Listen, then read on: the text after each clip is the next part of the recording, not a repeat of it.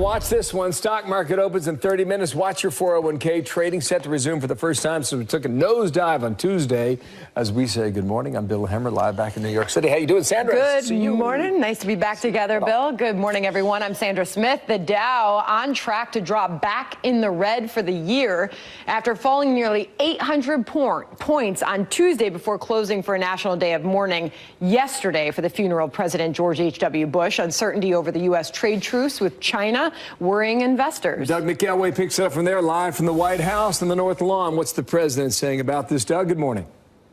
Good morning to you, Bill. And the president has been uncharacteristically quiet on the Twitter machine this morning. It may be out of respect for the Bush funeral, but with all eyes focused on this potential China trade deal, he may be not wanting to rattle the markets. Take, for example, what happened on Tuesday when he tweeted as a part of a series of 4 tweets this. I am a tariff man, he said. When people or countries come in to raid the great wealth of our nation, I want them to pay for the privilege of doing so. Well, not long after that, as you just said, the market dropped 800 points. So we're watching the markets very, very closely, which open in just under a half hour from right now. One good sign comes from the Chinese Foreign Ministry, the Commerce Department, I should say, which indicated today that both the U.S. and China have smooth communications and good cooperation with each other, and that China is, quote, full of confidence that an agreement can be reached within 90 days. Here's Gao Feng. First of all, we will start with agricultural, energy, and auto products to immediately implement the details of the consensus reached between the two sides.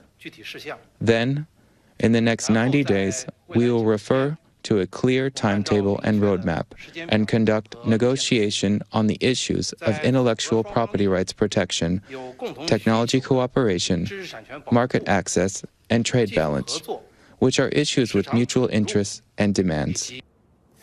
Another couple of wild cards in the markets. News of the arrest in Canada of the chief financial officer of China's huge Huawei telephone company. Her name is Meng Wanzhou, and she was arrested for violating sanctions against Iran and is expected to be extradited to the United States, China demanding Meng's immediate release.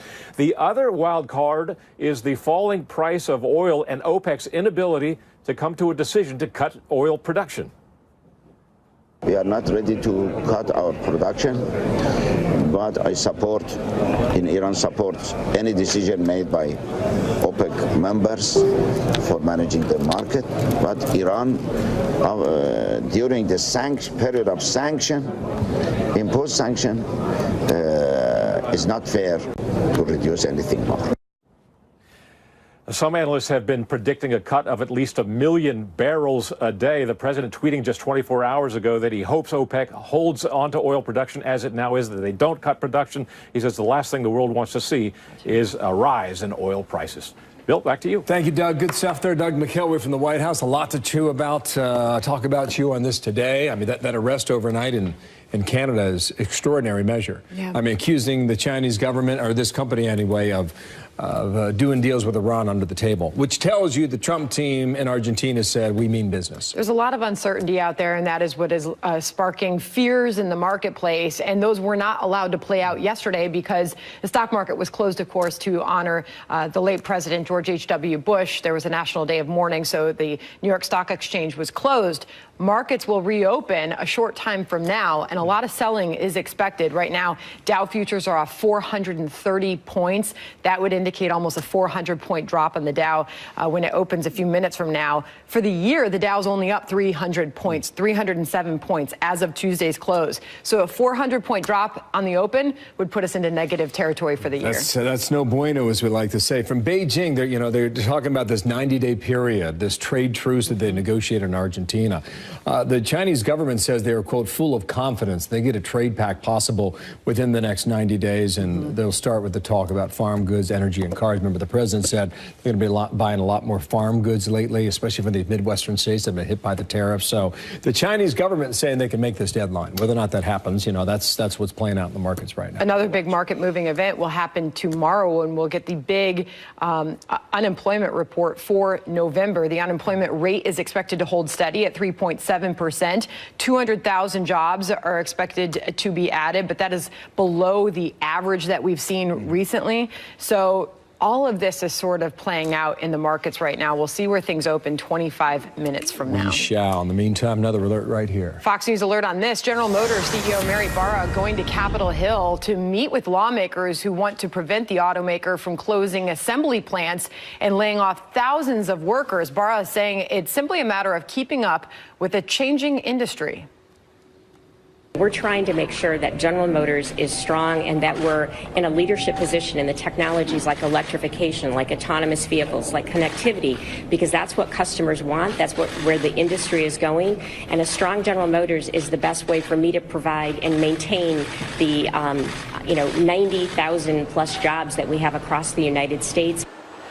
Both senators she met with from Ohio urged her to figure out how to cancel the closing of the plant in Lordstown, Ohio, which has cut 3,000 jobs since the beginning of the year. Very interesting meetings that have been taking place with the GM CEO and lawmakers on Capitol Hill. A lot of people think you can move another car into that plant and keep it open, refit the factory, which does happen in the auto industry. But the Chevy Cruze wasn't selling. That's the reason why GM made the decision.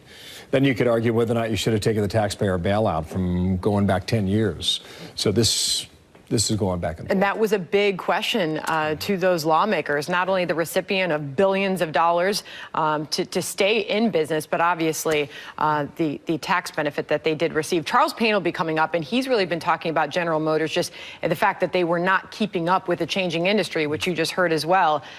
He'll have some strong thoughts on that, you can assume. Okay. In the meantime, though, I want to turn our attention now to Texas. Funeral services for continue. Moments from now, set to start in Texas about 2 hours from now, in fact, and we will have live coverage here on the Fox News Channel, where the president will later then be laid to rest at the presidential library near his wife and daughter.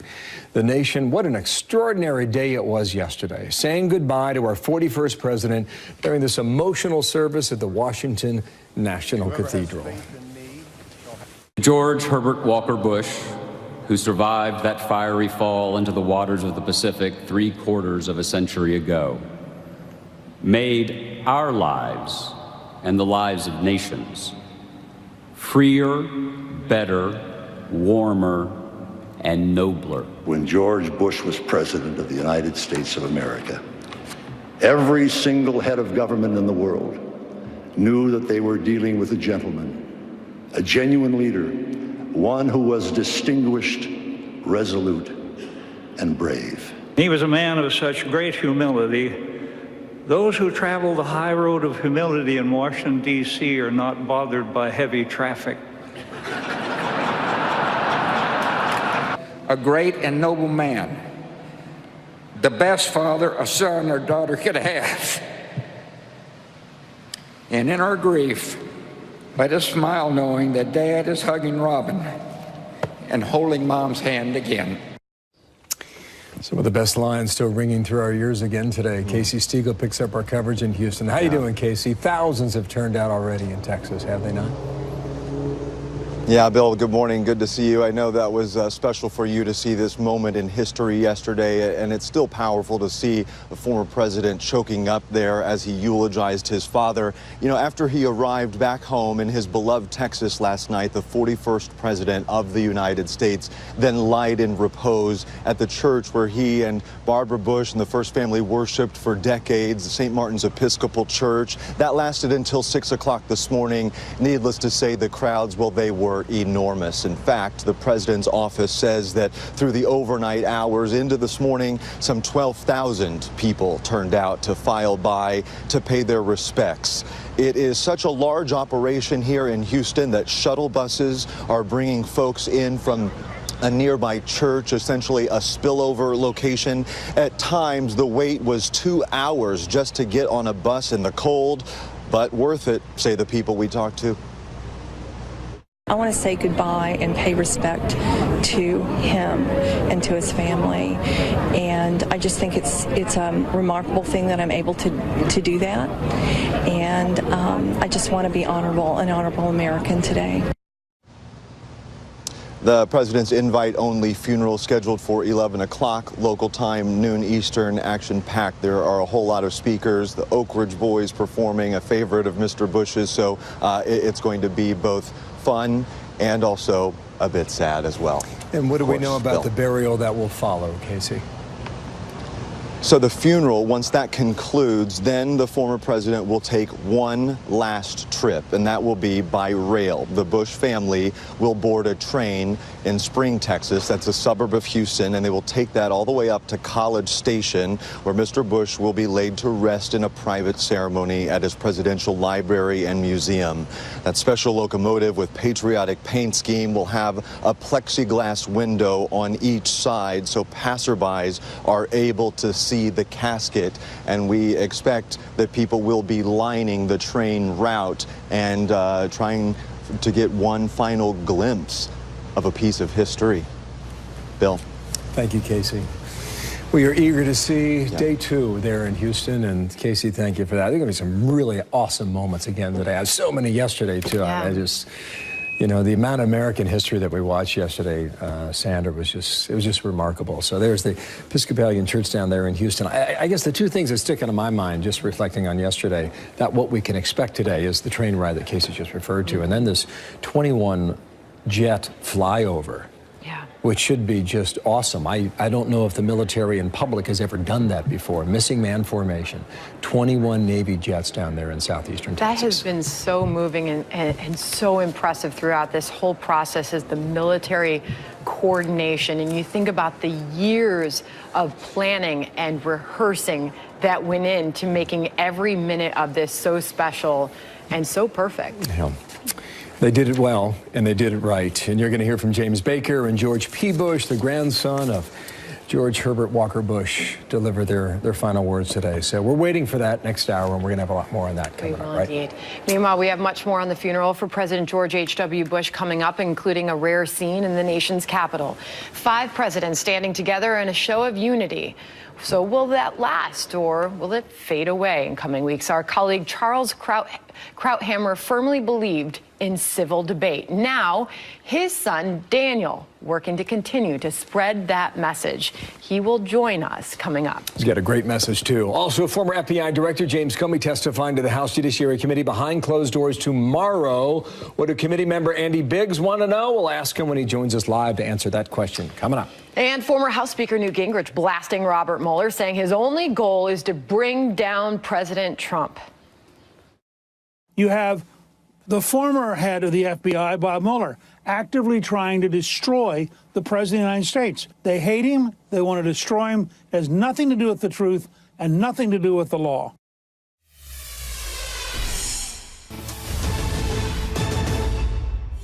Mueller's not involved in a investigation. Mueller has a Trump destruction project. He brought on a team, all of them dedicated to destroying Trump.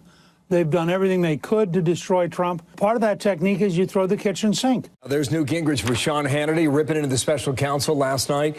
All this coming as Mueller recommends no jail time for Michael Flynn, a revealing memo. Well, it was only revealing, perhaps, in the sense the redactions sometimes cover the entire page. Tom Dupree, former Deputy Assistant Attorney General under President George W. Bush. How you doing, Tom? Good morning to you. Good morning, Bill. A Trump destruction project. Your retort. Well, I'm not quite sure I would agree with the speaker on that one. Look, I think that it is fair to judge Bob Mueller once the dust settles and we see what evidence Mueller has gathered. We see the total collection of charges that he brings. But I think at this point it's too early for history to judge Bob Mueller and the overall legitimacy of this investigation. As we know, he's got a number of irons in the fire. He's still pursuing investigations. He hasn't shown his hand. And look, as far as we know, he hasn't found any evidence that directly links the president to collusion with Russia. So I think you could be right about all that. What's the Flynn filing with its Torah of retractions tell you? That is one heavily redacted document, No Bill. doubt. I agree with you. Look, the fact here is we knew that Flynn was cooperating with Mueller. We knew that it was very likely Mueller was going to recommend a reduced sentence for Flynn based on his substantial cooperation with these ongoing investigations. Flynn was not facing a huge amount of jail time, unlike other defendants in these investigations. It was probably going to be 6 months at the outset. So the fact that Mueller is recommending no jail time is not a shock. We don't know precisely what cooperation Flynn has provided, but it does look as though it was pretty extensive. Well, Papadopoulos got what, 12, 14 days? Pretty short. Pretty short indeed. Back to Gingrich from last night. Listen to this one, Tom. You basically threaten somebody and say, I'm going to bankrupt you. I'm going to put your son in jail. I'm going to charge you with so many different crimes, you'll never get out from under it. Now, would you like to talk? And when you have the full power of the federal government against you, it's pretty tough not to try to find a way to get him off your back. He's not entirely wrong, is he? I mean, if, well, look, if the government wants to pursue something, it can. Yeah, I mean, look, number one, Mueller has a pretty broad mandate because he's allowed to investigate not just the underlying Russia collusion, if that happened, but any crimes that he uncovers in the course of his investigation. The other thing, the point the Speaker makes, that, look, there is unquestionably a lot of coercive force when you are the subject of one of these investigations. And they say you either cooperate with us or you are going to face some very heavy sanctions. I think that's an inevitable facet of our criminal justice system. And it does put a huge amount of pressure on people to cooperate. Look at Michael Cohen. He's Exhibit A. A coercive force. Well stated. What is expected tomorrow then, Tom? How do you see the events going? Is it Manafort? Is it Cohen? What is it? Yeah, I suspect we are going to learn a little bit more about what is going on behind the scenes. Hearing tomorrow, Mueller is going to be filing additional documents, presumably. But look, I think at this point, we are still some distance away from the end of this investigation. You do. So while I think the coming days will bring us more information about the shape of cooperation, about the evidence Mueller has, about whether there are additional people who are going to be charged, I think we're still some months away from this all getting wrapped up. Why do you say that? There are many in Washington who believe that Mueller's going to complete his report and hand it over to Congress by before the Christmas break. Do you not believe that? I don't see Mueller wrapping this whole thing up before Christmas break. It's possible that he breaks off a piece of this investigation and submits that to Congress and says this portion of my investigation is wrapped up. But the notion that Bob Mueller is going to disappear into thin air by Christmas, I don't think is realistic. Wow. Thank you, Tom. We'll see if you're right. Tom Dupree there in Washington. Thank you, sir, Absolutely, so much. You bet. 20 past, Sandra. The U.S. getting ready to step in following a high seas dispute between Ukraine and Russia. What our military is doing as tensions grow in the region. Also, Sandra, sorry about that. James Comey sitting down tomorrow with House lawmakers. Behind closed doors, you will see a transcript of the question and answer, however, on Saturday. First today, Congress weighing its options on the budget battle. And Andy Biggs joins us on both topics coming up in a matter of moments right here. Fox News alert now. U.S. military getting ready to send a warship back into the Black Sea. Pentagon's been watching closely as tensions mount between Russia and Ukraine. Navy spokesperson saying it's routine to conduct operations. Russia fired on and seized 3 Ukrainian ships near Crimea about 2 weeks ago. Ukraine then imposed martial law in parts of that country in response. So we're watching this closely now, more as we get it inside of America's Newsroom today. We want to follow the truth where it leads, and then we want to make these transcripts available to the public so that they can draw their own conclusions about what occurred in 2016. I'm concerned, and it's my hope that by doing this, we will prevent it from happening again in 2020 or hopefully ever again. All right, well, that was House Judiciary Committee Chairman Bob Goodlatte on what he hopes to learn from James Comey. The former FBI director is expected to testify before Goodlatte's panel tomorrow in a closed-door session. Congressman Andy Biggs sits on that committee. He'll be in that room as well, and he joins us now. So, Congressman, thank you for being here this morning. What do you want to know from the former FBI director?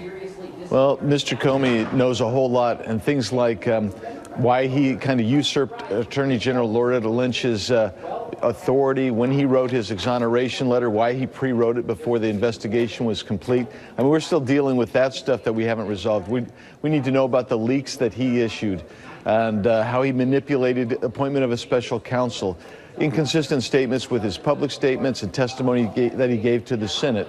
I mean, there's a whole lot with Mr. Comey, and then we need to move into personnel that he worked with and what he knew about them, their biases, and why he left them in place, and why he chose Mueller to kind of get to the special counsel, his relationship with Rod Rosenstein. There is a whole host of things that Mr. Comey knows, and he's made statements on.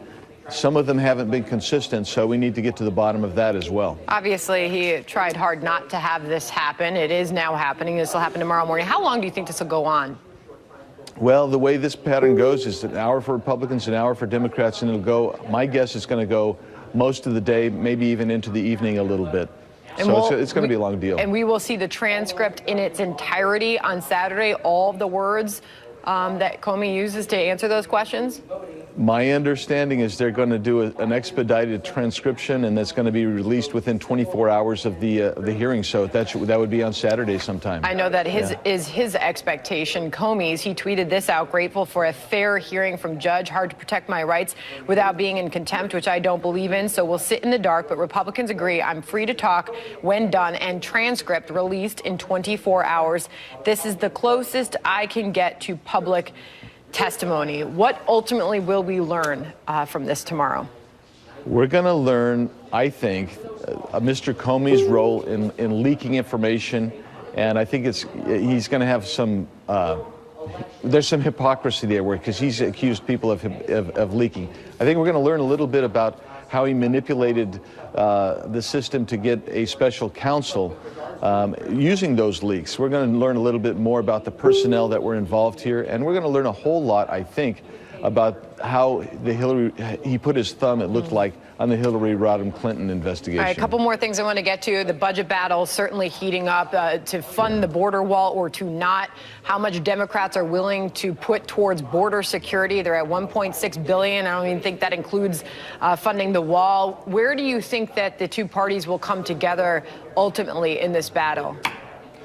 Well, it's going to be hard to resolve that battle with this continuing resolution, the spending bill that's coming up for tomorrow's vote or today's vote, and then on to tomorrow for 2 weeks.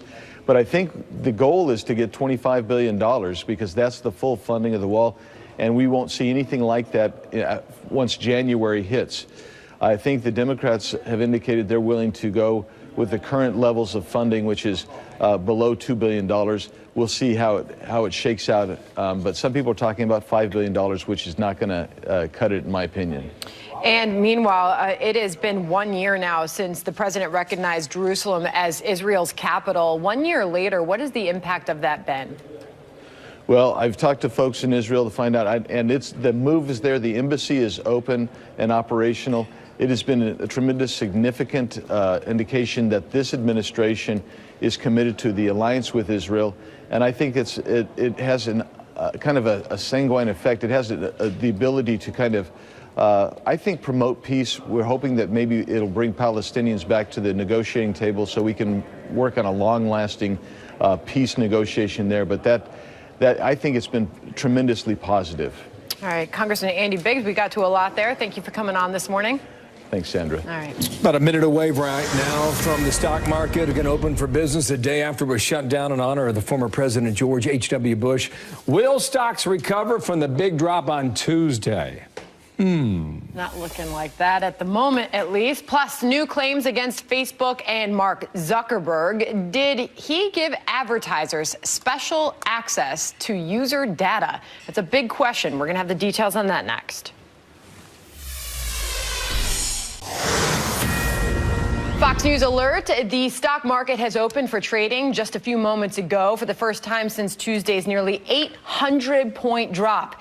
Let's take a look. Here's the big board right now, 2.5 minutes into trading, and it is another big sell-off for U.S. stocks. The Dow opening down 450 points.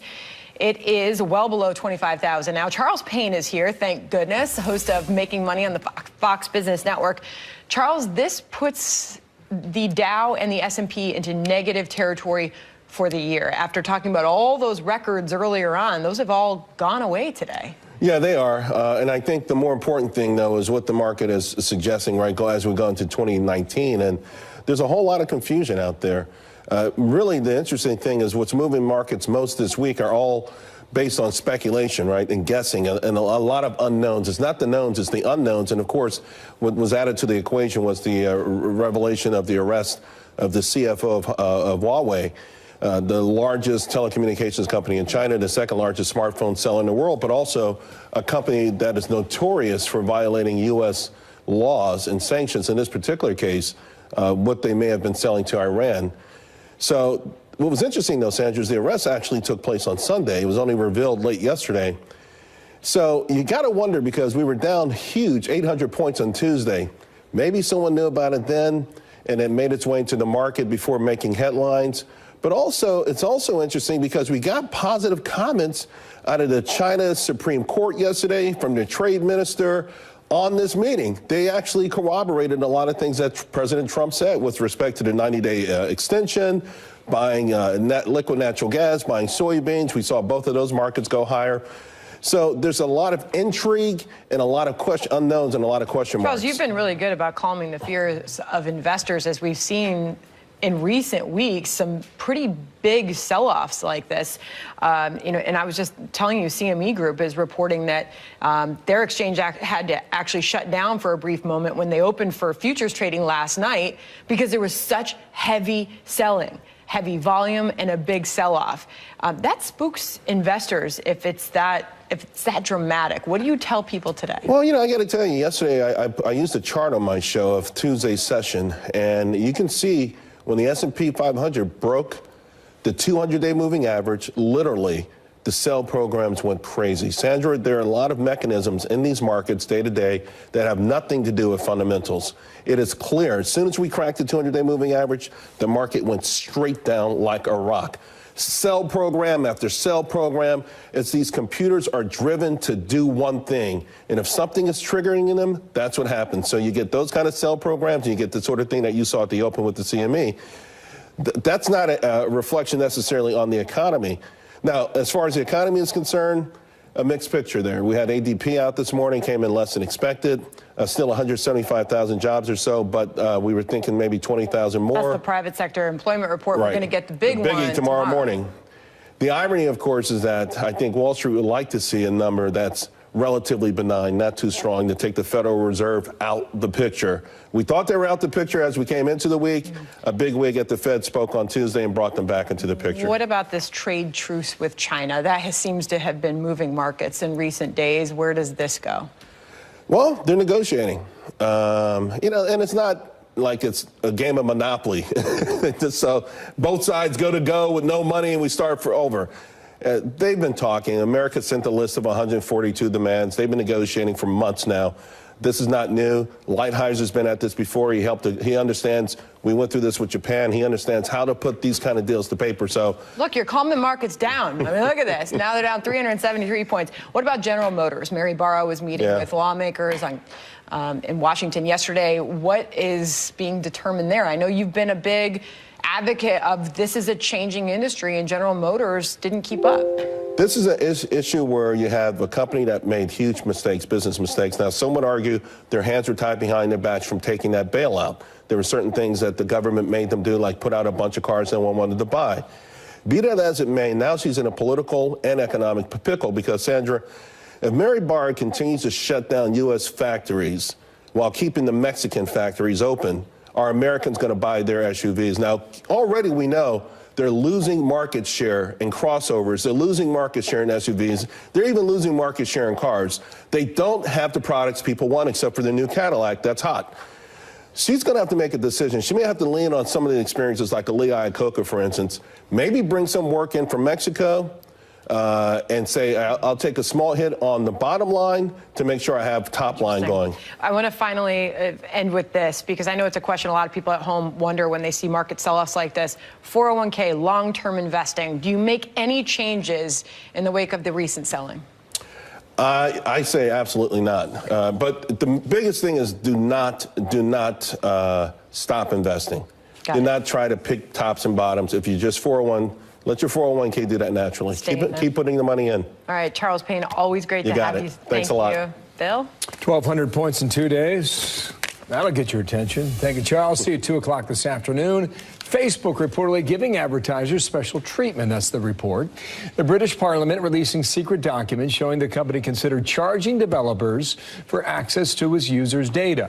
The proof allegedly in emails written by Mark Zuckerberg. And Facebook's goal was beating the competition. Kitty Logan has that story, picks it up live in London. What do we know, Kitty? Hi, Bill. Well, this issue of the privacy of Facebook users just simply won't go away, will it? Now, the British government has reignited this debate by publishing these old emails from CEO Mark Zuckerberg, which appear to show the company discussing the commercial use of this personal data. Now, in these internal company emails, Mark Zuckerberg appears to consider the business benefits of allowing other developers access to this consumer data. Now, as we know in the past, this data has been used by a company called Cambridge Analytica. And yesterday, Mark Zuckerberg responded in a Facebook post saying he didn't want the published emails to misrepresent the company, and he wanted to reassure users they were working to prevent any data breaches. He said, we're focused on preventing abusive apps for years, and that was the main purpose of this major platform change starting in 2014. In fact, this was the change required to prevent the situation with Cambridge Analytica. While we made this change several years ago, if we had only done it a year sooner, we could have prevented that situation completely. Now, these emails were published by a British government panel investigating Facebook over concerns that its data has been used to influence elections. It published 250 pages of internal documents from the company yesterday, many of those emails between Zuckerberg and his staff. And in this old correspondence dating back to 2012, Zuckerberg clearly debates the commercial value of sharing user data. But it has assured users the data has not been sold on. And of course, Facebook has always promised not to charge its users, Bill. It's tried to find other ways to make money, but this does raise questions again about the ethics of Facebook and, of course, questions about where information really does end up. Oh, thank you, Kitty. Bill. Kitty Logan, thank you for that from London today. Thanks. America preparing to say a final farewell to President George Herbert Walker Bush. Many a person would tell you that Dad became a mentor and a father figure in their life. Perhaps the unlikeliest of all, the man who defeated him, Bill Clinton. My siblings and I refer to the guys in this group as brothers from other mothers. That was one of the lighter moments from President Bush's eulogy to his father. We will have complete coverage from Houston as the nation mourns the passing of our 41st president. Daniel Krauthammer, the son of our beloved colleague Charles Krauthammer, joins us with his thoughts next.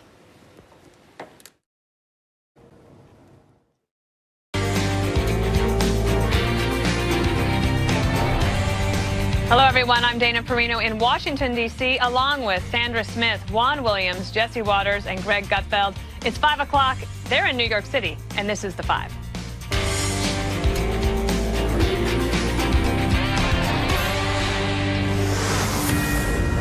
A Fox News alert, President George H.W. Bush making the journey to his final resting place, where he will be honored with a military ceremony. Earlier today in our nation's capital, friends, family, foreign dignitaries, and 5 presidents gathering to honor the life and legacy of George Herbert Walker Bush. Watch this. George Herbert Walker Bush was America's last great soldier statesman, a 20th century founding father. Every single head of government in the world knew that they were dealing with a gentleman, a genuine leader, one who was distinguished, resolute, and brave. And he was a man of such great humility.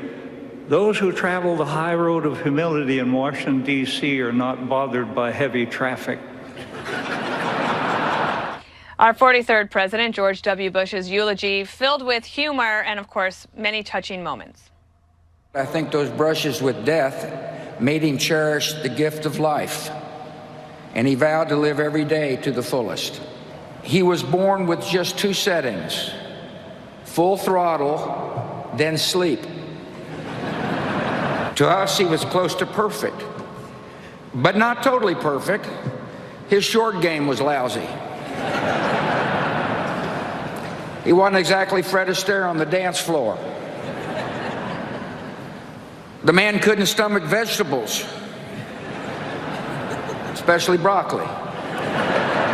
And in our grief, I just smile knowing that Dad is hugging Robin and holding Mom's hand again.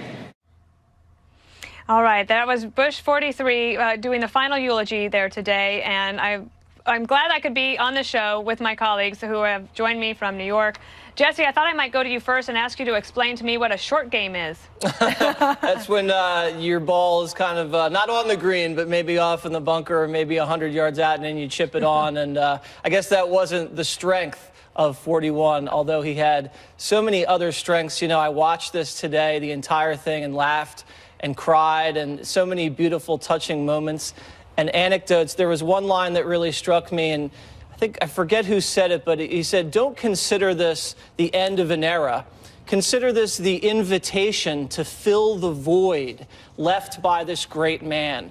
And all of the leaders today, I believe, were really touched by this. It was an incredibly special moment for the country, and his legacy, in fact, played out there among the congregation, because this is a moment where Democrats, Republicans came together and listened.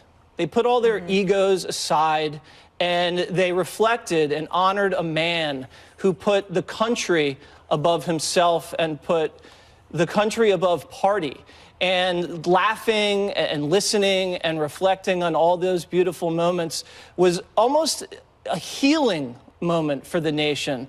And I just hope that we can all come away from this. Sadly, death brings us together, but we could all come away from this with just a more intense desire to unite as a nation, because George H.W. Bush truly was a uniter, especially post-presidency. Indeed, that is true. Greg, I was thinking of you for a couple of reasons today. One is that longevity in America has made a moment like this possible, where this is kind of the first time in our nation's history you have 5 former living presidents there to say goodbye to one of their own. And that's pretty amazing for all the things America has achieved, and that's a lot of history in one place. But I also wondered if you would want to talk about the importance of bringing humor to moments like this. That is exactly what I had in front of me. It is like you're like one of those you're like a TV psychic, because that's exactly my point. I mean, we talk a lot about the military, but not about mirth, and we talk about heroism, but not about humor. And I think that the crux of when George Bush was doing his eulogy up there about the fact that it was just kind of rolling with laughter, and it was the importance of teasing. He brought up that his father teased a lot, and he brought up the concept of self-deprecation, which I've always said is the most important thing on a TV show, is if you are with people who cannot make fun of you, who cannot even make fun of themselves, you will not have fun with them. People have to be able to laugh at each other and laugh at you, and you have to share in that. It's the necessary lubrication for daily life. And I know that people talk about, we have this loss of civility. I'm more concerned about the loss of humor, because humor is the precursor to civility. It's a unifying quality that brings everybody who disagrees together, that can come together over a joke. We're living at a time, essentially among the younger generations, of saying, that's not funny. Okay, that's not funny. And it's happening all over the place. And I think today was an important reminder of the vitality of laughter, and that humorlessness only leads to division, but humor can bring unification. And that humans have this unique ability to actually laugh, right? That's one of the ways that we communicate and part of the storytelling. Juan, I wanted to play this for you because you could maybe explain, especially for maybe some of our younger viewers who might not know what the broccoli reference was about. I think we have that sound. Let's play it now. It's the last statement I'm going to have on broccoli. There are truckloads of broccoli at this very minute descending on Washington. My family is divided. I do not like broccoli, and I haven't liked it since I was a little kid, and my mother made me eat it, and I'm president of the United States, and I'm not going to eat any more broccoli. That's great. Now, if that were to happen now, you'd have maybe a Twitter mob, you'd have calls for firing. What happened around then?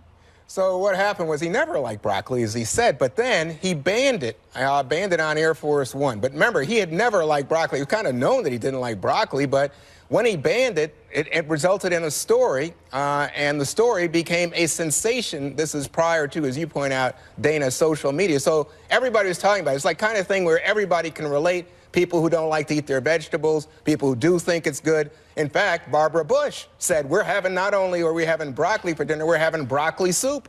So she was a broccoli fan. He was not. And I think it really spoke to people about a sense of knowing him. And I think that's so important that I've mentioned, and I think you've mentioned, Dana, he was a terrific note writer, a terrific friend to so many people. Alan Simpson said today, at a moment when he was down on his popularity ratings, the president called him and said, come on out to Camp David. He's that kind of guy.